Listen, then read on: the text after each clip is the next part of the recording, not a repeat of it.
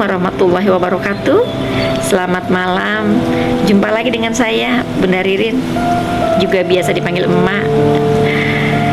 Bagaimana kabarnya? Semoga sehat-sehat semua ya. Bagaimanapun, dalam keadaan apapun, kita tetap harus menjaga kesehatan badan kita, badan jasmani maupun badan rohani kita. Oh ya, saya mau cerita nih, melanjutkan kembali kisah-kisah saya. Tapi sebelumnya saya mau sampaikan kalau saya ini hari ini sebenarnya lelah sekali. Karena sejak kemarin saya itu dari luar kota, dan malam ini sekarang ada jam 2 ya. Jam 2 saya baru sampai di Jakarta. Tapi saya mau cerita, ingin berbagi apa yang sudah saya lakukan tadi ya. Jadi ceritanya saya itu berangkat ke Pangandaran bersama rekan saya. Rekan saya itu sudah kurang lebih 15 tahun tidak pernah bertemu. Cukup lama sekali, makanya saat beliau telepon saya juga sempat kaget dapat nomor telepon saya dari mana. Ternyata dia tanya-tanya, terus dapat telepon saya dan kami janjian berangkat ke Pangandaran.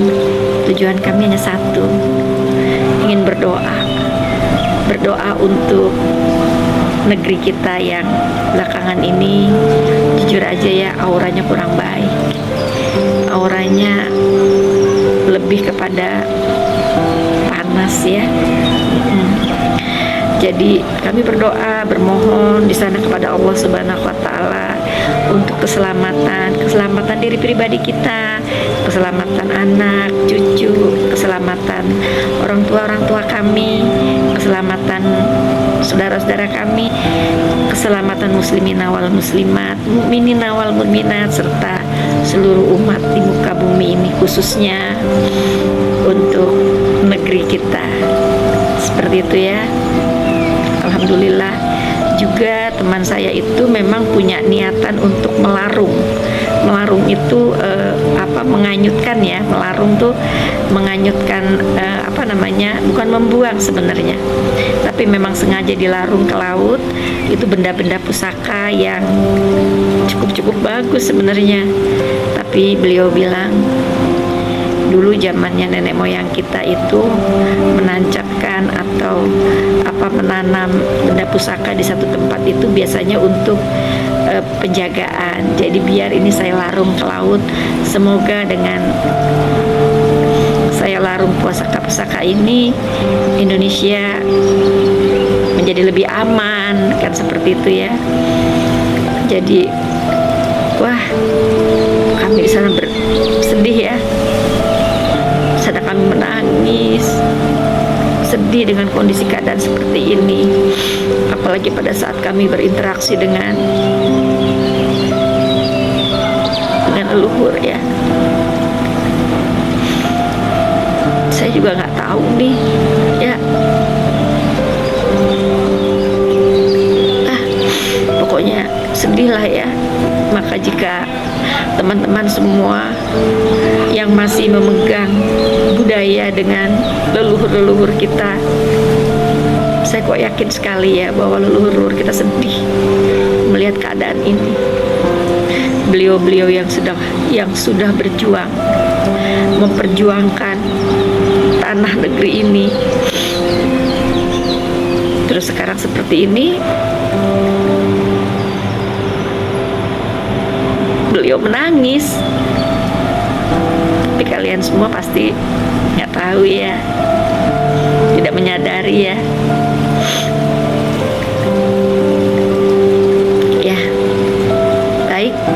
Saya akan melanjutkan cerita saya, perjalanan saya, karena saya kebetulan bertemu dengan teman saya yang sama-sama bertemu di daerah Panjalu ya waktu itu. Jadi saya mau cerita kenapa saya waktu itu ada di Panjalu, Kawali, Tasik.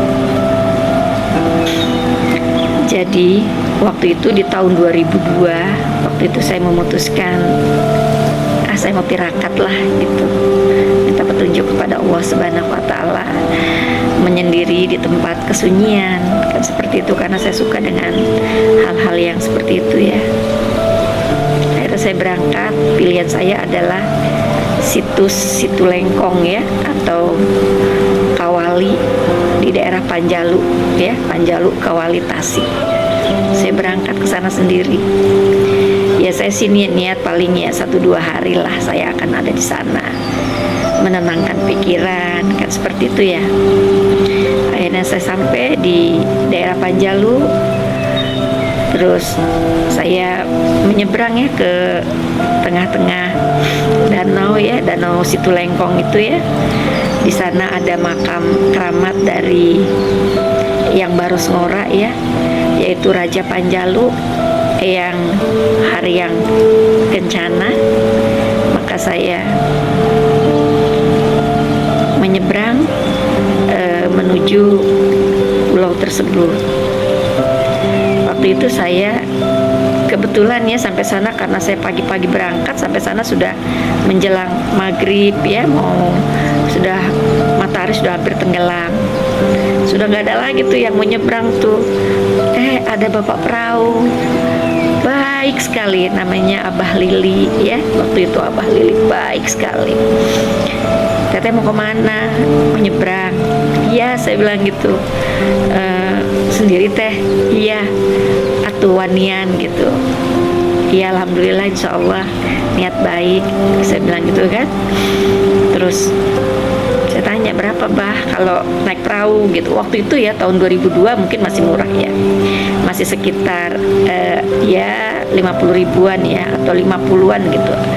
Tapi kepada saya dia bilang gini, nggak usah Neng, Abah antar aja sampai ke tempat sandar. Oh iya bah, kebetulan kan saya dari Jakarta bawa makanan tuh ya.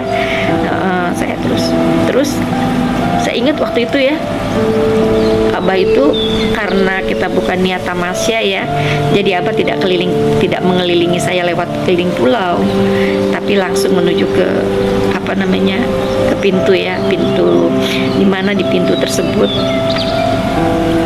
di gapuranya itu kan ada gambar maung ya, atau harimau ya, juga atasnya ada gambar ular naga. Terus saya naik perahu. Yang saya terkesan dengan beliau Abah Lili, saya jadi kangen.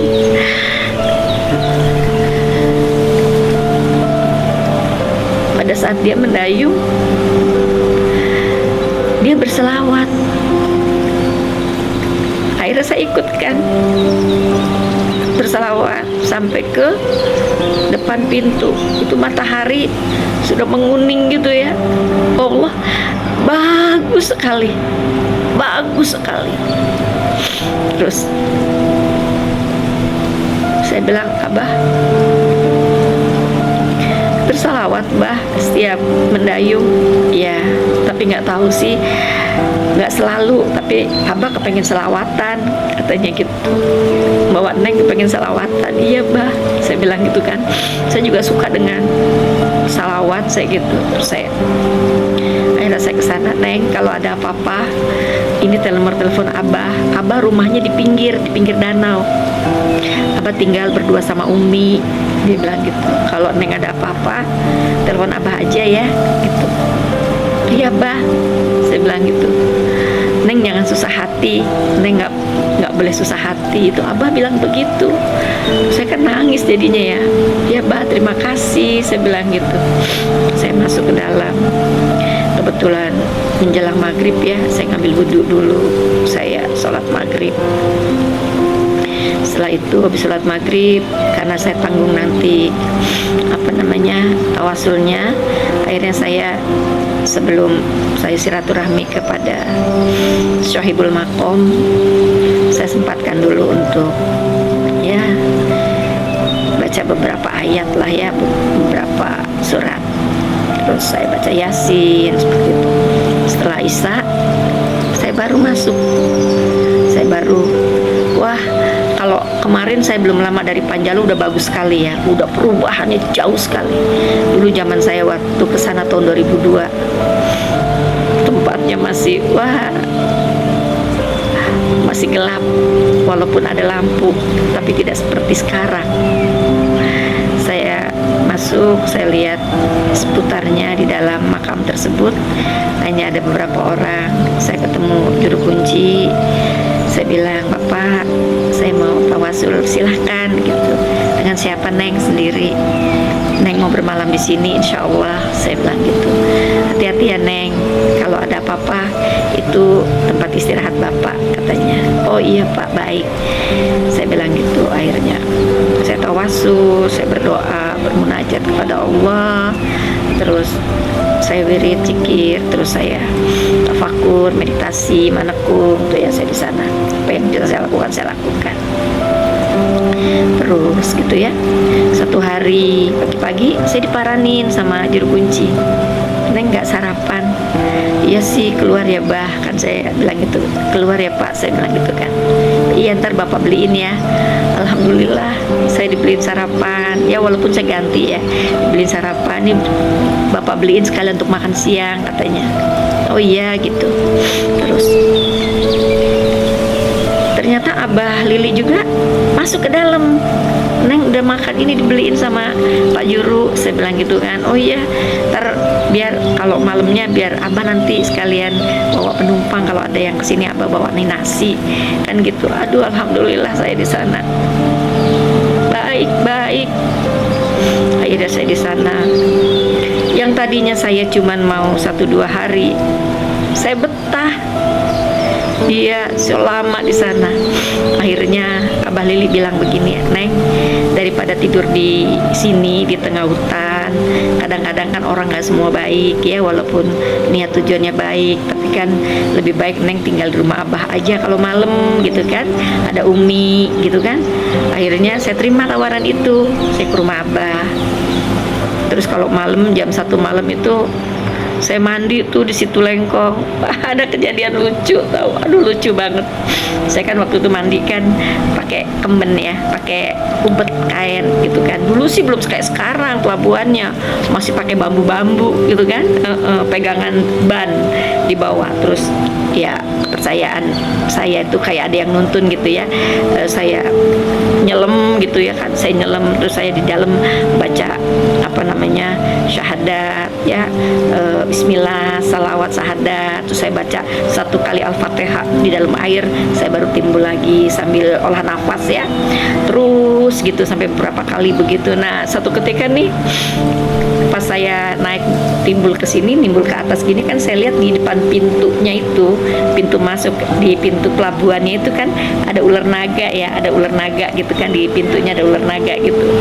Saya pas nengok begini gitu, tapi saya nggak ada punya pikiran apa-apa, cuma saya lihat itu ada, memang tahu gitu. Nah terus saya nyelam lagi, pas saya nyelam lagi saya baca bismillah, syahadat, selawat, terus saya baca Al-Fatihah, 1 Al-Fatihah saya baca sambil di dalam air debati. Tiba-tiba nih kaki saya nih kayak ada yang gubet gitu di kaki, ada yang gelubet begini. Aduh, saya terus ular gitu kan, saya pikir ular. Saya lari naik itu ke atas kebat, saya naik, saya ngumpet di belakang maung itu kan ada patung harimau ya, si belang ya, di depan pintunya itu juga saya ngumpet di belakang situ ya. Memang saya pakai legging, pakai manset, jadi nggak telanjang gitu, tidak, walaupun memang pakai kain gitu kan. Ternyata bukan ular, tapi kain saya lepas ngelibet di kaki gitu loh. Wah, saya udah teriak-teriak panik, ular saya bilang. Itu saya pernah kejadian di situ Lengkong itu ya. Ternyata saya sampai ada kurang lebihnya 21 hari di situ Lengkong, karena ternyata uminya itu orang pinter. Saya suka sekali kumpul-kumpul dengan orang-orang yang mengerti, paham tentang kehidupan. Jadi saya kayak orang nyantri di rumah Abah Lili gitu kan. Nah terus, "Neng, kalau memang Neng mau," katanya, "Abah anterin ke Gunung Malausma, ada di belakang situs Panjalu, tapi Abah naik ke atas sana. Neng mau?" "Iya mau, di sana ada orang yang luar biasa, keilmuannya luar biasa, dan dia orang yang pelajarannya tuh ya pengenalan akan diri ya, cuman ilmunya masih ilmu buhun ya, ilmu leluhur gitu, tapi sudah tauhid juga gitu kan, sudah ini juga, sudah ilmu keagamanya juga luar biasa gitu. Akhirnya saya diajak sama Abah Lili, terus sama satu orang yang teman saya itu yang kemarin saya dari Pangandaran. Beliau adalah masih saudara ponakan dari Abah Lili. Saya berangkat ke Gunung Malausma. Ayo Neng, kalau mau berangkat jangan sore-sore, nggak boleh sore karena kita lewat pintu siluman. Artinya pintu siluman itu di jalan perjalanan ke hutan, kan nanti kita masuk hutan tuh ya, namanya hutan yang menuju ke Gunung Malausma. Itu ada namanya pintu siluman. Itu kalau sudah jam 4, jam 5, pada waktu itu loh ya, tahun 2002, orang udah nggak ada yang berani. Nggak ada yang berani naik ke atas. Jadi kalau mau naik ke atas atau mau turun, ya sebelum jam 4 menuju sore itu, atau apalagi malam. Karena ceritanya zaman dahulu itu kan disitulah para prajuritnya daripada Eyang Prabu Siliwangi yang berubah menjadi harimau atau si belang ada di sana. Nah, di sana kan tidak hanya prajurit yang memang mengabdi kepada raja, tapi ada juga prajurit yang membangkang, kan seperti itu. Nah, ceritanya seperti itu ya. Tapi pada saat melewati tempat itu emang rasanya luar biasa. Ya terasa gitu. Ini bulu kuduk itu bangun semua, bukan cuman bulu kuduk di pundak ya, tapi terasa itu badan itu memang terasa lah auranya tuh ya. Nah, terus saya ke sana, saya ketemu dengan beliau. Mohon maaf, saya tidak berkenan, saya tidak menunjukkan namanya ya, karena beliau pernah bilang dengan saya, jangan pernah belajar dengan saya, kan begitu ya. Karena dia nggak mau dibilang guru, ya enggak. Dia seorang petani biasa. Pekerjaannya tuh mencari buah pinus ya. Terus buah-buah pinus itu yang buahnya kayak itu tuh, kayak nangkalanda itu. Nangkalanda pesir saksi ya, yang model begitu tuh ya. Yang terus dijual, terus dibikin karya lagi gitu kan, menjadi ini. Nah, beliau dulu itu sama petani. Nah, saya belajar di sana dengan beliau. Luar biasa sekali, Masya Allah. Masya Allah ya, luar biasa sekali. Pertama kali saya sampai di sana, kenalan dengan beliau, terus beliau memang tidak mau dibilang guru ya. Beliau mau hanya dibilang bahwa kita silaturahmi saja. Apa yang bisa saya berikan, saya berikan. Seperti itu. Terus saya yang tadinya saya itu cuma mau sebentar, yaitu akhirnya saya jadi lama ya, jadi 21 hari itu. Terus di sana saya itu pertama kali saya dikasih wiritan, nggak tanggung-tanggung, itu ngebedah Bismillahirrahmanirrahim. Iya. Terus awalnya dia wirid dulu Bismillahirrahmanirrahim, nanti baru setelah kamu wirid saya akan beri pemahaman. Karena mau belajar apapun, mau belajar ilmu apapun, kalau awalannya tidak paham, tidak tahu, maka Bismillahirrahmanirrahim itu yang keluar hanya kata-kata, tapi tidak menuju kepada tujuannya. Seperti itu. Maka saya diminta sedapat mungkin satu hari dalam satu duduk itu 12.000 Bismillahirrahmanirrahim. Hari pertama enggak, paling 1.000, 2.000. Hari kedua, hari ketiga, hari keempat, terus nggak mudah. Pada saat saya dikasih amalan untuk Bismillahirrahmanirrahim, saya bilang 12.000 cil, kayak gitu ya. Karena apa? Karena saya memang rajin wirid, rajin zikir, kan gitu ya. Ya, artinya saya berpikir, cil, ternyata saya belum tentu seminggu mungkin ya, saya Bismillahirrahmanirrahim Bismillah. Kalau cuma Bismillahirrahmanirrahim, Bismillahirrahmanirrahim, Bismillahirrahmanirrahim itu sih mungkin iya ya. Tapi kan tidak itu yang dimaksud dengan Aba Malausma. Akhirnya saya bisa tuh.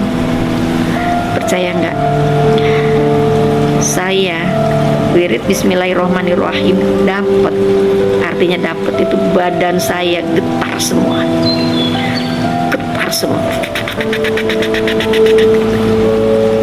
itu cukup lama sampai takut. Nggak apa-apa, sampai saya bawa tidur masih getar. Itu pengalaman saya di Gunung Malausma. Ya banyak lagi sih hal-hal yang yang saya dapatkan dari Aba Malausma. Akhirnya sebelum saya turun nih, lucu ya, saya kan dulu kan masih baju juga masih ini saya tidak berjilbab dulu, belum ya, baju juga masih suka saya bulu, pakai jaket, pakai sepatu cat gitu, pokoknya emang tomboy lah. Orang saya suka main motor trail ya, tomboy lah gitu pokoknya. Orang bilang lah tomboy, bapak saya juga bilang ini mana laki bukan anak perempuan gitu kan. Nah terus sebelum pulang Abah bilang, kamu nanti turun ke bawah, mampir ke Gunung Tilu. Kita akhirnya berdua berangkat ke Gunung Tilu, Tasik, di Desa Pamekaran. Desa Pamekaran, Gunung Tilu, Tasik, Harjamukti kalau nggak salah ya. Ya Allah, Masya Allah, itu ya jalannya susah banget. Cuman akar-akar yang begini-gini gitu, akar dari pohon begini, jadi dibuat kayak tangga, ada akar, dibuat dari tangga begitu ke atas. Tapi saya bertiga dengan kuncennya, dengan yang jaga Gunung Tilu. Saya waktu itu nggak tahu di Gunung Tilu ada apa. Cuman kata Abah, berangkat kamu ke Gunung Tilu gitu. Saya berangkat ke Gunung Tilu. Nah, sampai sana sudah jam 2 ya, jam 2 jam 3 lah antaranya. Saya terus ngobrol, jujur kan saya ngerokok ya waktu itu. Sampai di atas saya nyalain rokok, saya ada batu tuh, ada batu ceper lah kalau saya bilang, batunya ceper gitu, agak lebar batunya ceper. Saya duduk di situ, saya tumpang kaki, saya nyalain rokok. Ya, sampai di sana saya duduk di atas batu ceper itu ya, saya ambil rokok, saya ngerokok, saya tanya sama juru kuncennya, namanya Kang Uci. Kang Uci, ini tempat apa sih? Oh, Abah nggak kasih tahu toh, katanya. Belum sih, belum ya Kang, itu kan temanku itu kan laki-laki ya, belum sih gitu. Ya Abang nggak ngasih tahu, cuman suruh ke Gunung Tilu aja. Nah, aja aku mau teteh kesini, suruh nemuin Kang Uci katanya. Dan terus saya ngerokok. Nah, Kang Uci kan pada saat saya ngerokok itu, Kang Uci kan ke belakang tuh, ntar saya nyalain api dulu gitu. Karena apinya pakai gitu, pakai tungku, bukan pakai api kayak gas, enggak, pakai kayu. Nah, Kang Uci nyalain api dulu, kita bikin kopi, kita ngobrol-ngobrol. Saya mikir gini, ya Allah, di atas gunung ini gitu ya, walaupun nggak tinggi banget gitu kan, kita cuma bertiga, terus empatnya tuh saya lihat, saya perhatiin, tapi ini kayak makam tua gitu kan. Oh iya, makam tua. Nah, yang lucu, kamu tuh ke bawa kopi gitu, mau duduk. Jadi kita tuh di sana tuh ada rumah panggung kecil-kecil gitu, ada 4 apa 5 gitu rumah panggung yang cukup cuma untuk 1 sejadah. Pintunya kecil, cuma kita bisa ngerobos gitu ya. Nah, kita malam tuh nanti wirid zikirnya di dalam situ gitu. Jadi kita ada terasnya, apa sih namanya, pangkeng ya, bukan pangkeng, teras gitu ya, di atas rumah gubuk itu, kita di situ. Terus diginiin, teteh, kata Kang Uci itu sambil bawa kopi, teteh, atuh, jangan duduk di situ, teteh, jangan duduk di situ. Kunaon? Kang, aku bilang gitu. Kenapa Kang? Aku bilang gitu. Kenapa nggak boleh? Teteh, itu yang didudukin itu makam luhur paling tua di sini. itu Eyang Sempulur katanya, tua-tuanya sebelum Eyang Prabu Siliwangi. Itu yang nanti akan kita tawasuli. Masya Allah, lompat saya. Oh nih, saya nggak tahu. Orang cuma batu doang. Aduh, hampura. Saya gitu kan, hampura. Saya gitu udah. Aduh, nggak ngasih tahu sih Kang Uci. Saya bilang kalau itu makamnya yang mau kita jarahin. Ya kan, nggak tahu teteh mau ke situ duduknya. Habis itu ada batu enak atasnya begitu. Batu duduk untuk duduk. Ya saya duduk di situ gitu kan. Udah. Tanya, cerita siapa beliau, siapa Eyang Sempulur, anu linggih wonten desa Pamekaran Gunung Tilu Tasik. Beliau adalah leluhurnya Eyang Prabu Siliwangi, tua-tuanya yang sebelum zaman Eyang Prabu Siliwangi. Itu nanti di lain kisah akan saya ceritakan siapa Eyang Sempulur. Jarang orang yang tahu. Setiap saya tanya, tahu nggak sejarah Eyang Sempulur yang anu linggih di Gunung Tilu Tasik? Saya belum pernah ke Gunung Tilu Tasik. Saya sudah gitu. Terus malamnya nih, itu kan ada rumah panggung itu yang saya bilang ada 5 apa berapa gitu kecil-kecil. Teteh yang ini ya, saya ditaruh yang tengah, Kang Uci sebelah sini, satu lagi Kang Nana sebelah sini, namanya Nana ya, Kang Nana sebelah sini. Nah kita bertiga tuh, udah gitu terus baca apa wiridnya Kang, terserah teteh gitu kan, apa aja. Waduh, jujur ya, saya tuh nggak konsentrasi untuk wirid, nggak bisa. Itu kan terbuka gitu kan, nggak ada pintunya, jadi menghadap pintunya tuh ke arah makam beliau ya. Nah, jadi arah pintunya tuh semua ke makam beliau gitu. Saya nggak bisa konsentrasi. Kenapa? Saya nggak tahu ya, apakah itu harimau, apakah itu hanya binatang malam, apakah itu, pokoknya suaranya gitu. Udah gitu tuh kan tembok, bukan tembok, gedek ya, pagar saya tuh berau tuh kayak pagar garuk-garukin gitu. Aduh, aku sebelah duduk Kang Uci, kita ngumpul aja di satu yuk Kang, yuk kita ngumpul aja yuk. Nggak boleh Neng, katanya nggak boleh teh, harus sekamar itu sepas sejadah doang duduknya. Aduh Kang, aku takut. Nggak apa-apa teh, nggak ada apa-apa Kang, itu suara apa, pokoknya aku ngomong terus begitu. Udah teh, konsentrasi udah. Saya paksain, saya sholat tobat, saya sholat dulu ya, sholat tobat, sholat hajat gitu kan. Terus saya baru berzikir kan, ilahi anta maksudi wa diloka matlubi ini mahabbataka wa ma'rifataka gitu ya. Terus saya wirid ya, saya wirid. Tiba-tiba mata saya ngelihat ke depan itu apa ya gitu kan. Saya perhatiin gini, perasaan tadi saya dudukkan di batu gitu, itu di batu beliau ya, kok kayak ada pohon rubusi gitu ya, kayak modelnya kayak batang rumu gitu.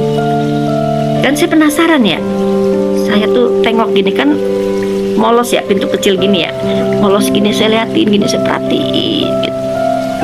Allahu Akbar. Itu kita itu rumah-rumahan kita. Jadi kalau kita lihat itu kakinya dia nih, kaki jarinya tuh segede gitu tuh. Kita ngelihat jari, orangnya cuma kelihatan ininya doang, kelihatan kayak nggak tahu itu sarung, nggak tahu itu celana congkrang atau celana atau apa, pokoknya saya ngeliat begini doang. Wah, gitu. Gitu kan. Jadi jarinya doang yang saya lihat. Saya kira itu ini apa namanya,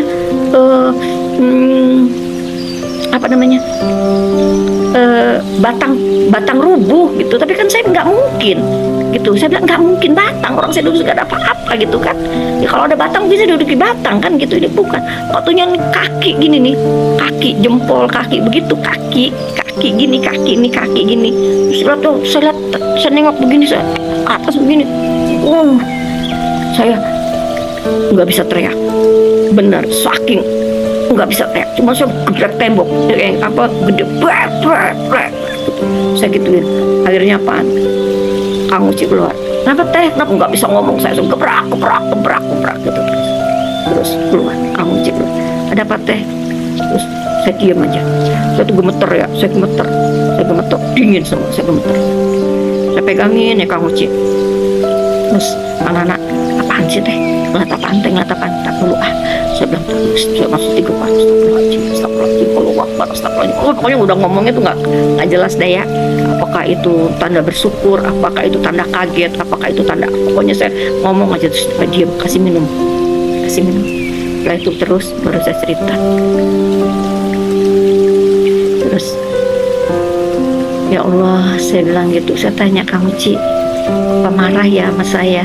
Karena tadi waktu saya datang saya dudukin ininya, eyangnya marah ya sama saya karena saya dudukin ya nisannya. Saya bilang gitu kan, enggak teh, enggak, kalau marah enggak gitu katanya. Dia bilang gitu, dia memperkenalkan dirinya. Masya Allah Kang, aku bilang gitu, jarang banget teteh, jarang banget sampai diperlihatkan wujud yang jarang sekali. Itu cerita saya. Akhirnya saya nggak jadi pulang, saya balik lagi ke Abah. Saya cerita sama Abah karena kepengen cerita sama Abah. Saya cerita sama Abah, gini. Terus Abah megang rambut saya, megang ini saya. Terus nggak tahu Abah baca apa ya, tahu Abah baca apa. Udah teh, jaga ya, jaga amanah diri teteh, katanya, jaga amanah yang diamanahkan. Cuman teteh yang tahu. Gitu. Saya kan nggak tahu apa kan amanah apa gitu ya. Udah gitu terus. Udah. Akhirnya saya suruh Abah pulang, kamu punya anak. Cuman keputusan yang saya ambil begini.